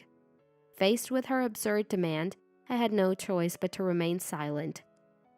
That night, when I told Layden and Ashley about the day's events, they were incredulous. No wonder. Did she really say that? She seemed so pleasant when we talked the other day. I was surprised too. I thought she just didn't want a sister-in-law meddling, but she flat out said we're strangers, and there was nothing I could do. "What will you do?" Layden asked, concerned. I didn't want to spoil Rocky's happy wedding. "I don't agree, but I'll be absent. Once things settle, I plan to meet and celebrate with Rocky alone." "I see. But if Samantha is treated like that, we don't feel like attending either." "Really?" Ashley nodded beside me. "Seems like it's her loss, not ours." "Huh?" I looked puzzled, and Layden smiled and nodded slightly. Then, on the wedding day, the sky was clear and blue. I should have been there to witness Rocky's happiest moment, but it couldn't be helped. Then my mobile phone rang. The screen read, "Cameron." I felt no obligation to answer. The call stopped, then rang again repeatedly. Ignoring it, the phone rang over and over. On her wedding day, how could she have the time to call so much? So annoying, I muttered, and Layden and Ashley chuckled, guessing who was calling. I put it on silent mode, but now it vibrated repeatedly. I wondered what face she made, having declared me a stranger. Eventually, the phone quieted down, but my call log was filled with Cameron's name, almost like a stalker. I found it funny. There were several voicemail messages, but I had no desire to listen. That afternoon, while enjoying snacks with Layden and Ashley, the doorbell rang insistently. When I went to the door, Cameron barged in furiously. "Why didn't you answer the phone? Do you know how many times I called?" Isn't it your wedding day? What do you want at a stranger's house?" "Your absence ruined the wedding." "Really?" I smiled back, full of ease. "So you're saying I made Layden and Ashley not attend too?" "I didn't do anything. I just didn't go to the wedding as you told me." "Really?" "That's right, isn't it? You're the one who told me, who wanted to attend Rocky's important wedding, that I couldn't come because I'm a stranger. Why should I answer a call from a stranger?" Don't use such twisted logic." "What brings you here then?" "Well, because Layden is the branch president of the Electrical Industry Association, right? Someone mentioned his absence at the wedding." "Cameron!" Suddenly, Rocky burst in. "Rocky?" "I'm sorry, Layden. Ashley, I left without stopping her, thinking she'd be here. Samantha, I'm sorry too. I didn't know anything." "What happened?" "I was told by Cameron that Samantha wouldn't attend. She said she had to meet her boyfriend's parents on this day and couldn't tell me. I thought it couldn't be helped." "Huh." Quite a convincing lie she had prepared as a reason for me not attending Rocky's wedding. I'm almost impressed. Then today, when attendees learned Layden was absent, they asked why the chief guest was missing. Someone close to Layden said because Samantha refused attendance, the branch president also did not attend. Moreover, Samantha is the groom's real sister. What does this mean? Cameron's parents were shocked. We didn't know about this, they said. Then it all spiraled into a big commotion with relatives and the other guests. I guess the wedding turned into chaos, whether it was expected or not. Cameron, who had been listening to Rocky with clenched lips, glared at me again. It's your fault. I was criticized as cruel and inhuman. If only you had answered the phone and come to the wedding, you heartless person. Who's the heartless one, I wonder? Leighton, who had been quietly observing, stood up and spoke. I decided not to attend on my own. Samantha actually wanted to attend for Rocky's sake. Really? I'm a business owner and currently serve as the branch president of the Electrical Industry Association. I have relationships with Rocky's major manufacturer and your father's parts factory, but you've ruined this connection. Such discourtesy will become known, and it'll not only affect your position but also your father's company. Oh! By the way, Samantha is now a chief officer in our company. She's studying technology and management every day and is indispensable. She's been the secretary of the Electrical Industry Association for 2 years now, so she has a considerable network in the industry. What? Cameron, who had looked down on me as a single poor nuisance, was shocked. Indeed, these siblings lost their real parents when they were young. It's a sad story, sadder than we can imagine. Leighton continued in a calm, dignified voice. But Samantha has bravely forged ahead in life. You, who judged her unilaterally as an adoptee and single, are far more than foolish. Cameron had no comeback. She didn't have the words to argue with Leighton. She turned her anger back on me. This liar! If I knew this person was important and rich, I would have let you attend the wedding. Enough already, I said firmly to her, who still couldn't say anything but that. I tried to talk about my work, but you didn't listen, did you? Everyone introduced themselves on the day of the family meeting. You only remembered that I was single and an adoptee.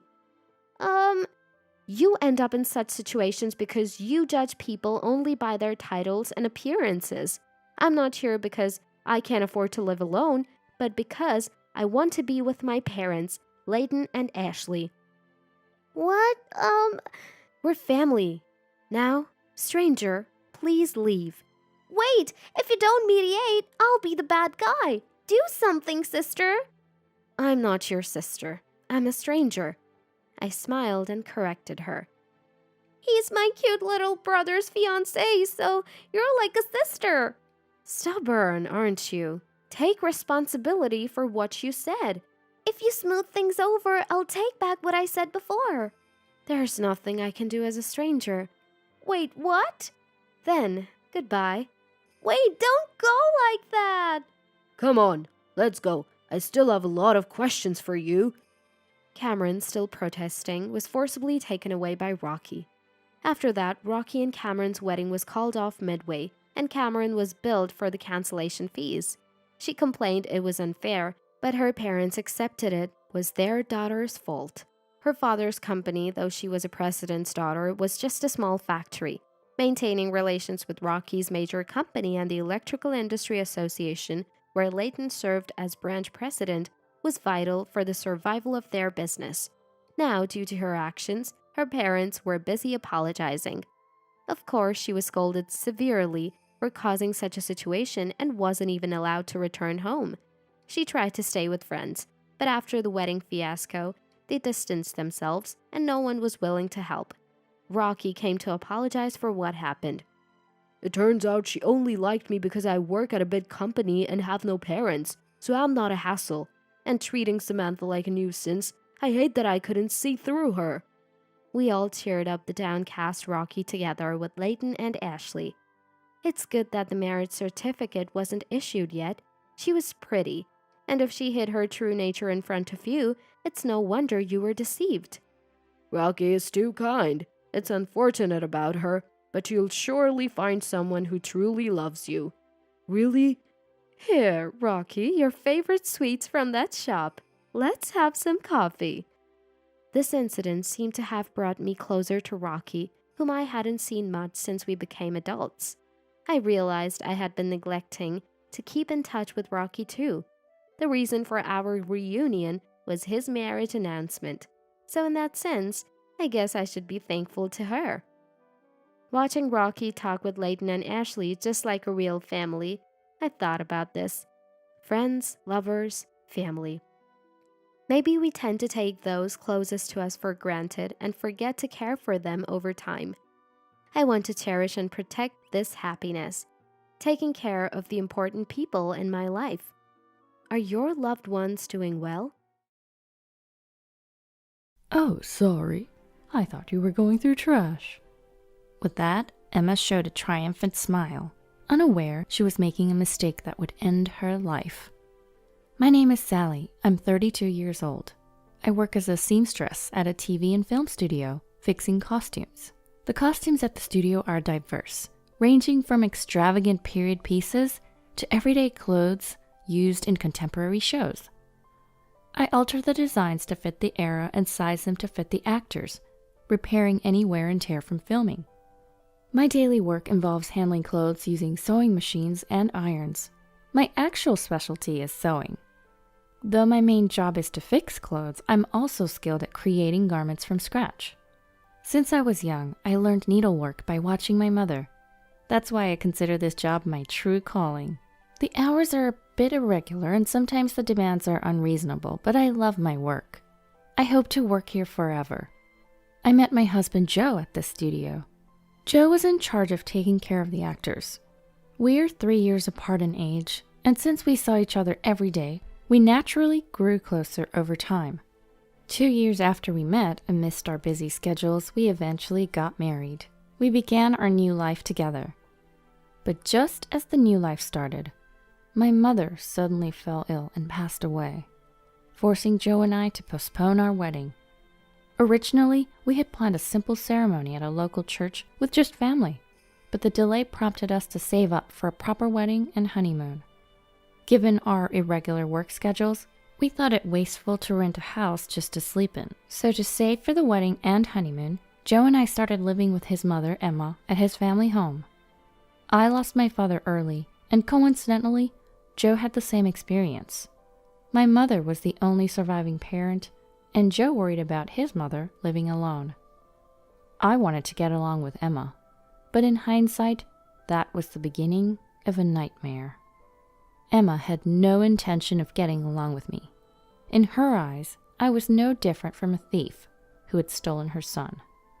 As soon as we moved in, the harassment began. If I cleaned, Sally, what is this? It's so dirty. Here, there, and over there. I wonder what kind of upbringing you had. Your parents must have been quite something. I endured the harassment, trying to keep up with the cleaning, even causing my hands to crack and bleed.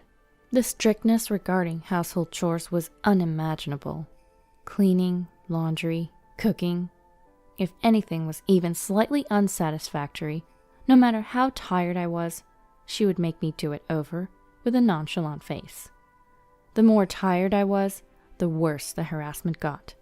No matter how perfectly I did something, she would always find a flaw. I remember scrubbing the sink all night long. It seemed like she was displeased with everything about me. Emma had ordered I do all the household chores. Struggling to balance work and chores, I eventually arranged to work from home. This only escalated Emma's demands. Day in and day out, I was like Cinderella, slaving over household tasks. Is the laundry done? The curtain upstairs is torn. Fix it. You're good at sewing, aren't you? Emma, I'm sorry, I have urgent work. Can't the curtain wait until the weekend? What are you saying? If it's left like that, who knows what the neighbors will say. Fix it right away. I was doing housework while working, or rather, working while doing housework. Oftentimes, I had to work through the night, because the chores never ended. Emma seemed to thoroughly enjoy watching me become more and more exhausted. She was a perfect sadist, torturing me with her harassment, especially during the daytime when Joe was not around. The relationship between Emma and I was like that of an owner and a maid. I did all the housework. I had pride and couldn't easily confide in Joe. I did my best to fulfill my role. But more than the physical strain of the chores, there was something even more mentally taxing. Occasionally, Emma would invite neighbors over for lunch, and those were truly like hell. Emma was even harsher in front of the neighbors. From their conversation, I could hear them bad-mouthing me. Seriously, she's such a terrible daughter-in-law. I have to educate her every single day. My son is blind to it, but I'm not fooled. She's just so unlikable and lacking in common sense. I listened to the neighbors' laughter, chiming in as if in agreement, and thought to myself, who's the one lacking common sense? Once housework is done, it's done, but their harsh words linger heavily on my heart. Honestly, I felt like I was reaching my limit every day. If this continued, I felt like I might lose my mind. But that wasn't all. Joe has an older sister, Sarah, who's 38. Sarah lived with her boyfriend in a nearby town. If I were to describe Sarah in one word, it'd be stingy. She would come to eat lunch at our house almost every day, probably to save money. The worst part was her unannounced visits. Since I never knew when she was coming, I couldn't have her portion of the meal ready. She would casually eat my food and leave. Everything she owned was hers. Everything at her parents' house was hers. She would just take anything that was at the house. Perfect. I was just running out of Kleenexes. I'll take these. But Sarah, I just bought those for Emma. Then I'd get a glaring look. What are you talking about? You're always home, aren't you? Just go buy more. Like mother, like daughter. It's a wonder how Joe turned out so well. The biggest problem was when she would take dinner ingredients without asking. Every time I had to stop my chores and work to go shopping again. One day I couldn't take it anymore. Sarah, could you please let me know before you take something? Apparently she told Emma about it. Did you tell Sarah not to come over anymore? What? No, I didn't say that. So you're saying Sarah's lying? Caught between Sarah's lies and Emma's cruelty. Emma alone would be hell. But when you put the two of them together, the mental burden continued. One day, as I passed by the room where the two were talking, I overheard them talking loud enough so I could hear. It's like having a free maid. How nice. I'm jealous. Send her to my house too. Maid? Am I not a daughter-in-law? I had thought of myself as a maid, but hearing it said out loud was unbearable. Something inside me snapped. That night, I finally poured out my feelings to Joe. I can't do this anymore. I've been patient, but I can't live with Emma any longer. Please, I want to live somewhere else. After a moment of silence, Joe said, Okay, we've saved enough money. Let's move out soon. Really? I'll start looking for a place right away. Tears of relief streamed down my face. Unbeknownst to us, Emma was standing right outside our room. We had no idea this would lead to her bizarre behavior later on. From that day on, the days that had been so oppressive suddenly began to shine. I had one dream. I wanted to wear a wedding dress I made myself for my wedding. After all, sewing was my profession. After talking with Joe, filled with motivation, I immediately ordered a large amount of fabric online. I decided to focus on making the dress as my new purpose. That's what I decided. I started sewing the dress secretly in my room, away from Emma and Sarah. But one day, Sarah, who often dropped by unannounced, caught me. Whoa, what's this dress? It's nice to have your own dress. Hey, Sally, I'm getting married in 2 months. Make my dress too. Really? Yes, renting is just a waste of money. I want to keep costs low for the wedding, so please. Typical Sarah, always looking to save money. I hesitated but agreed to make it since she would cover the material costs. I started making Sarah's dress first, as our wedding was still far off. Sarah told me, Keep this a secret from Mom. I was asked. It seemed she planned to tell Emma she was renting the dress and get financial support from her. Whatever material costs she paid me, she was determined to recoup. Stinginess to this extent is almost impressive. I even talked to Joe about this situation. His response was, Sis never backs down once she decides something. I'm sorry, but it would really help if you could make it for her. I was asked. Feeling positive, I answered with a smile. Leave it to me. I'll do my best. I was getting paid, so I felt motivated. I thought of it as practice for making my own dress without spending on materials. I also had a little bit of hope that this might improve my relationship with Sarah. So I immersed myself in dressmaking between housework and my main job. Even Emma seemed to realize what I was up to. She occasionally peeked into my room. Sarah's wedding was approaching fast, and the dress was nearly complete. Then one day, Emma appeared in my room with a smile. You're working hard again today. Aren't you tired? Yes, a bit. Her sudden change in demeanor was unsettling. I'm going to make some coffee. Why don't you take a break? Really? That would be great, thank you. No worries at all. I'll bring it to you later. Thank you very much, I appreciate it. As Emma left humming, I felt a strange unease. Emma making coffee for me? That's never happened before. Could it be something more sinister? Different thoughts raced through my mind, but there was no point worrying. I decided to get back to work. I was just adding the final touches of lace. The end was in sight. Despite it being Sarah's dress, I found myself putting love into it. Suddenly I smelled coffee. Emma knocked on the door. Sally, may I come in? Oh, what is it? The next moment I was shocked. Emma entered with a tray piled high with cups and saucers, all filled with coffee. Emma, wait! It wasn't just for two. It looked like she was preparing for a party. The tray was so heavy her arms trembled, as I instinctively moved to stop her from entering further. Oops. Emma pretended to trip. The sound of cups breaking and coffee splashing everywhere filled the room. For a moment, I couldn't comprehend what happened. Everything felt like slow motion. Looking down, my yellow-colored dress was stained like a giraffe pattern. Ah! I screamed involuntarily. I didn't miss the brief smile on Emma's face. Oh no, I'm so sorry. It wasn't on purpose. Did you get burned? Wait, is that a dress? I thought you were going through trash. I was speechless. The shock of her actions left me frozen. Then Emma feigned concern. Oh dear, you can't have your wedding like this, can you?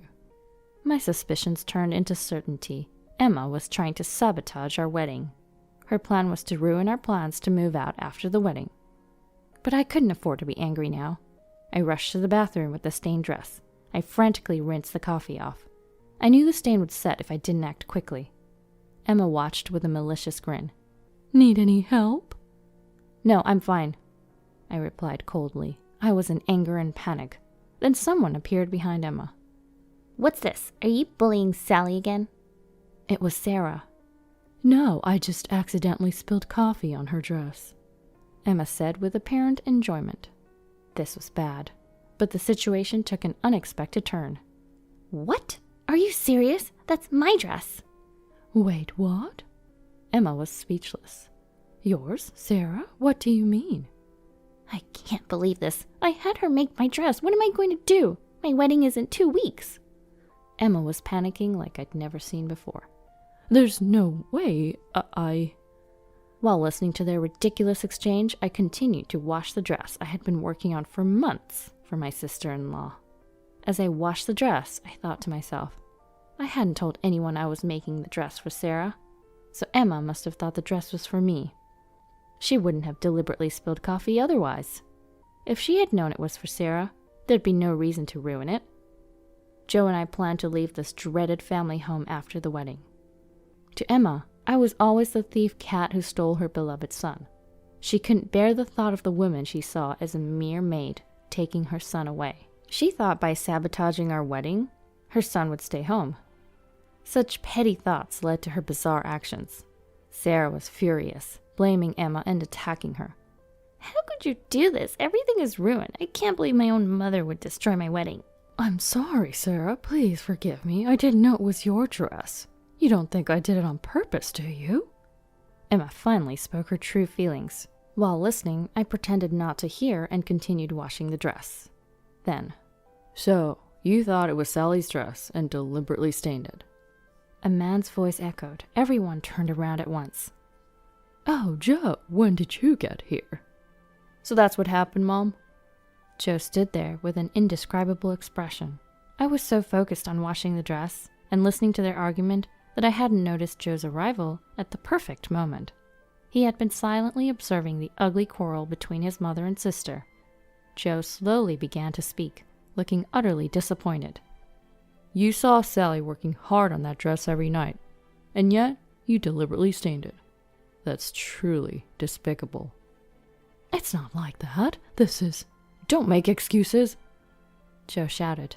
Emma and Sarah were taken aback. Emma, in particular, had probably never imagined being yelled by her son she cherished so much. Joe continued calmly, yet sadly.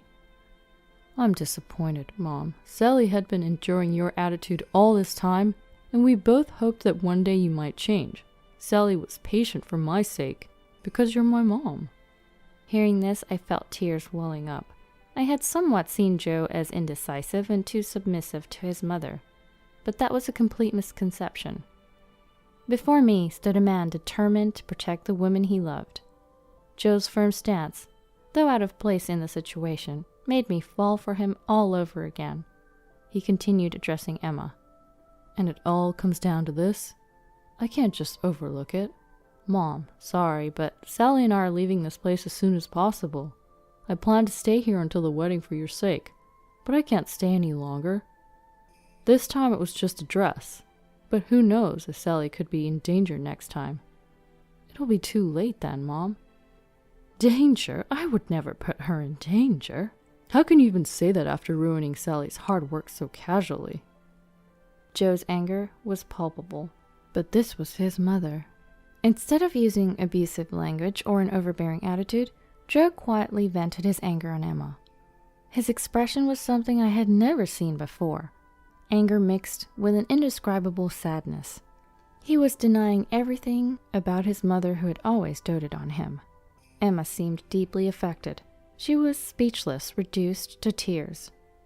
Emma, who was usually quick to aggressive remarks, was now crying. Sarah was also stunned, alternating her gaze between Joe and Emma. Later, Sarah canceled her wedding. Since it was so close to the date, she was not getting any of her money back. It's not my fault at all. Emma was the one who paid for it, so Sarah wasn't losing any money. Emma seemed to finally regret her thoughtless harassment that had spiraled out of control. The shock of being scolded by her son also left her quite weakened. But the issue wasn't confined to our house. Sarah's sudden cancellation angered her boyfriend and his family. Eventually, Sarah ended up breaking up with him. Emma was continually blamed by Sarah for this outcome. After we left the family home, Emma occasionally contacted us. She was asking for money. One reason she didn't want us to leave was the financial aspect. While living together, we contributed to the household expenses. But Emma had no income apart from her pension. It seemed she had been relying on our money. However, every time Emma called asking for money, Joe refused. Mom, why don't you work? There are plenty of jobs out there. We need to be independent, you and us. Please, leave us alone. Emma pleaded not to be abandoned, but Joe remained firm. His resolve seemed to stem from a sense of duty. Later, Emma started working as a janitor. Her strictness with cleaning seemed to fit the job, which was ironically a bit amusing. Sarah, after breaking up with her boyfriend and moving out of their apartment, returned to live with Emma. She completely stopped working, relying on Emma's part-time income and pension. I saw her once, and she was unrecognizably overweight. Joe and I moved into an apartment and are enjoying our new, happy life. There's no one here to make snide remarks or be sarcastic. Our life now is so blissful compared to our time in that dysfunctional family home.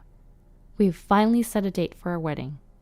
We decided on a small ceremony with just friends and colleagues, and chose not to invite Emma and Sarah. We didn't want any disturbances, especially considering both are in a dark place right now. But that's just how it has to be. They brought it upon themselves. I've started making a new dress for the big day.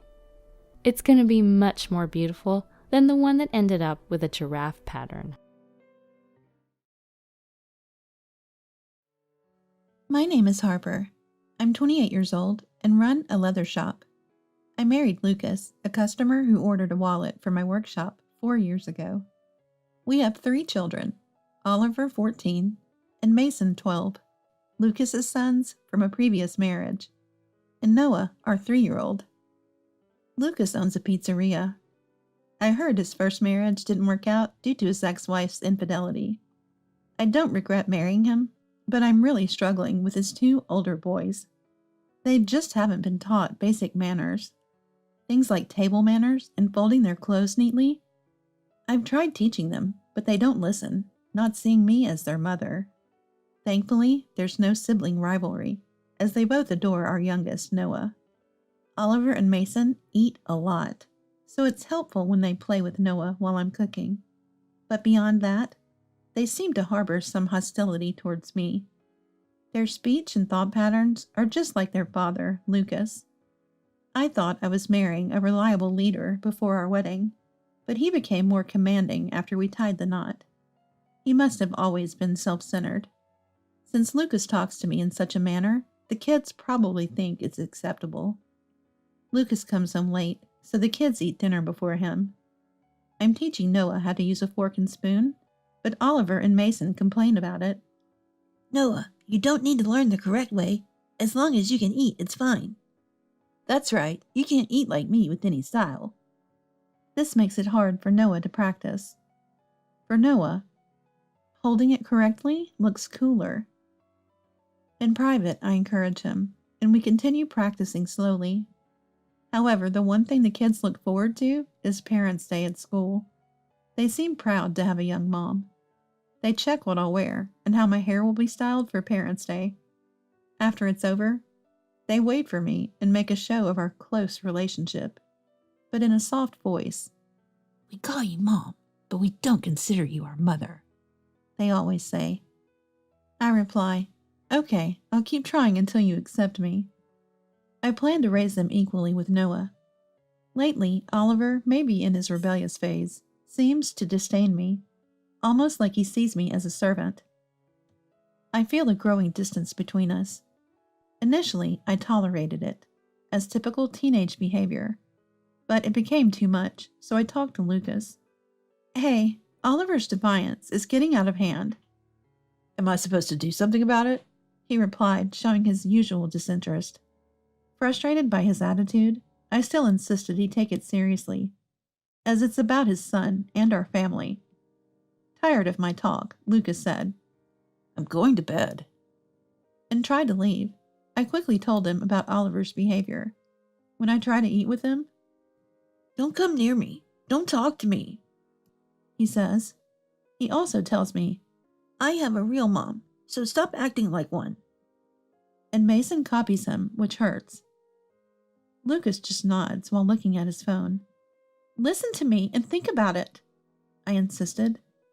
I am listening. Stop nagging. Your worrying about this shows you're not a real mom. If you think you're a mother, figure it out yourself. Parenting is a mother's job, right? Parenting is a responsibility of both parents. Lucas clicked his tongue and said, You make this home uncomfortable. I come home tired and need relaxation. Maybe you should let their real mom take them. As he headed to the door, I asked where he was going. To my woman's place. You knew, right? Are you cheating? I asked. You didn't know? How much do you trust me? You're so naive. He laughed, then left. That only added to my confusion and worries. Lucas didn't come back after that. Oliver and Mason continued their defiance. I searched online for how to deal with rebellious teens and tried to avoid the listed don'ts. Don't react to every reaction. Keep a watchful distance. I stuck to these. While working in my workshop, I pondered what to do about Lucas and the boys. Noah, our youngest, has become increasingly clingy, uneasy about the changing environment and reluctant to go to childcare. One evening while cooking dinner, Oliver and Mason approached me. We heard her dad say our real mom wants to take us back. Dad said that? I don't know. Then Mason, looking happy, said, Big brother contacted Dad and arranged to meet our real mom today. So we don't need the dinner you made. We're going to our real mom's place. You're pitiful, abandoned by both Dad and us. I wanted to respect Oliver and Mason's desire to meet their real mother, but I mentioned they needed Lucas's approval. Dad said to decide after meeting our real mom. We'll eat tonight and leave with our stuff tomorrow. I realized that Lucas, Oliver, and Mason had already discussed this. You're pitiful, abandoned by both Dad and us? Deeply hurt me. And so, Oliver and Mason left to meet their real mom. The repeated mention of our real mom made me lose all confidence as a mother. Hours later, they returned, seemingly overjoyed from their meeting, too excited to even notice Noah talking to them. They were so excited about their mothers that they could not hear Noah when they spoke to each other, and they began to pack their bags. I asked Oliver, "Are you going to live with your mom? When will you come back?" Perhaps my question hit a rebellious nerve, as Oliver ignored me. Mason said, "Mom wants to live with us. She'll ask Dad to let us stay with her forever. Goodbye."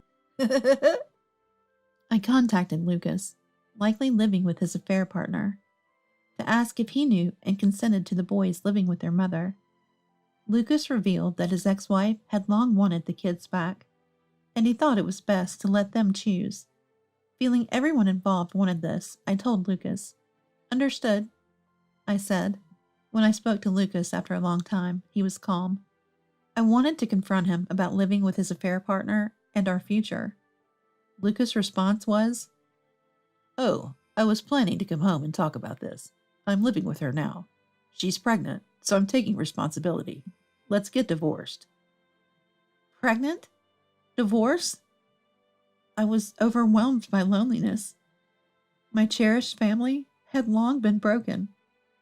To Lucas, Oliver, Mason, and even their mother, I was just disposable. My mind went blank, tears uncontrollably flowing.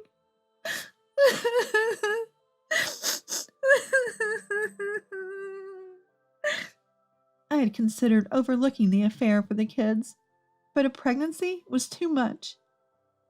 Realizing I was unloved in this marriage, my heart ached. For hours, my memory was a blur, filled with tears. I tried to stand, but my ears rang, muffling all sounds. Thankfully, during this time, Noah had stayed by my side, asleep holding my hand. I tucked Noah into bed and checked Oliver and Mason's room. They had left early, unable to wait till tomorrow. Longing for my brother Robert's voice, I called him. Robert had opposed my marriage to Lucas till the end. I expected reprimand. That's why I opposed to it back then. But just wanted to hear his voice. I broke down before Robert even answered.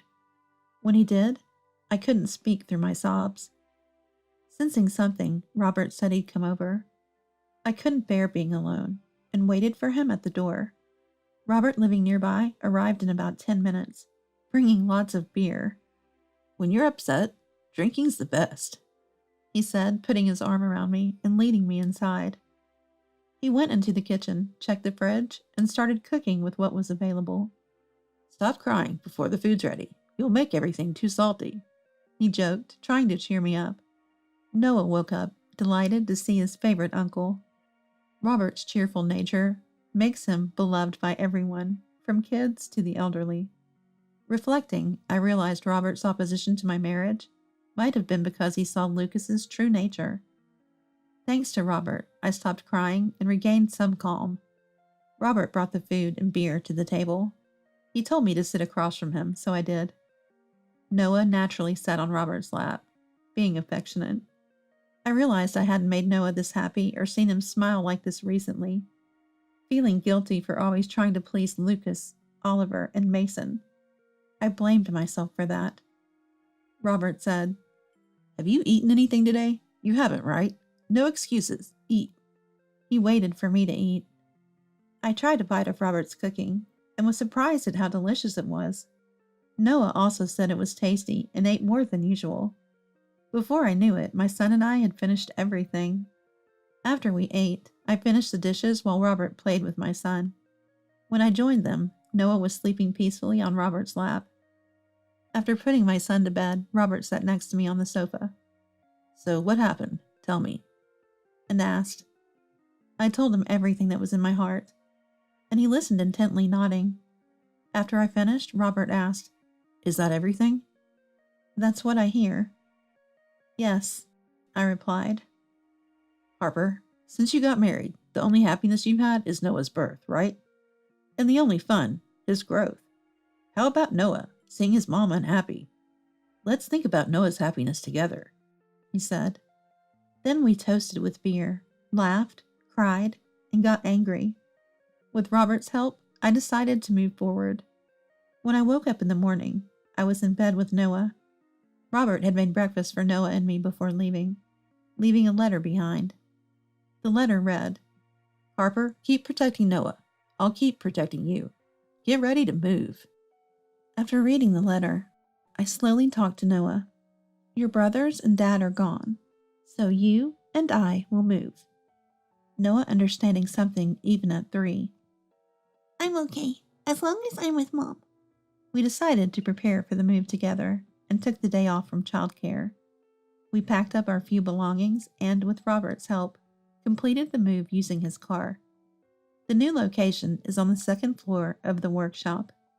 The new home was above the workshop, which was a renovated part of my late parents' house, with the 2nd floor unused. Robert suggested and helped execute the move there. After settling in, I informed Lucas I agreed to the divorce. Lucas seemed relieved and cheerful. "I'm taking only Noah. Just need child support for him," I said. Lucas, already having plans for Oliver and Mason, didn't object. He agreed to pay a lump sum for alimony and Noah's child support. I told him I'd sign the divorce papers after confirming the deposit. His pizzeria, popular for its all-you-can-eat and drink, was profitable, so he transferred the agreed amount quickly. I met Lucas at a cafe, signed for the divorce papers, and submitted them to the court together. Lucas wanted to ensure I really filed for divorce. After submitting the papers, we parted ways, with Lucas in a good mood. I returned to the workshop and worked until it was time to pick up Noah from childcare. I was able to focus on work for the first time in a while. At childcare, I was relieved to hear from the teacher that Noah seemed unchanged. Our life as a twosome at home began, with Noah as cheerful as always. A week into our new life, Oliver called. "Hey, why aren't you here? I'm hungry. Come back and make dinner. You don't do housework without us." Confused, I said, "What? I'm not coming back. Didn't Dad tell you?" Oliver, unaware. "I'll call Dad, then I'll call you again." He said he'd call back after talking to Dad. I wondered why Oliver and Mason, supposedly with their mother, were at our old house, but decided not to dwell on it, as they were no longer my concern. A few hours later, Oliver called, asking me to meet at a cafe. At first, "I'm not going." However, he said that if I didn't come, he would come to the workshop. So I reluctantly decided to head to the cafe. When I arrived at the cafe, Oliver, Mason, and Lucas were already there.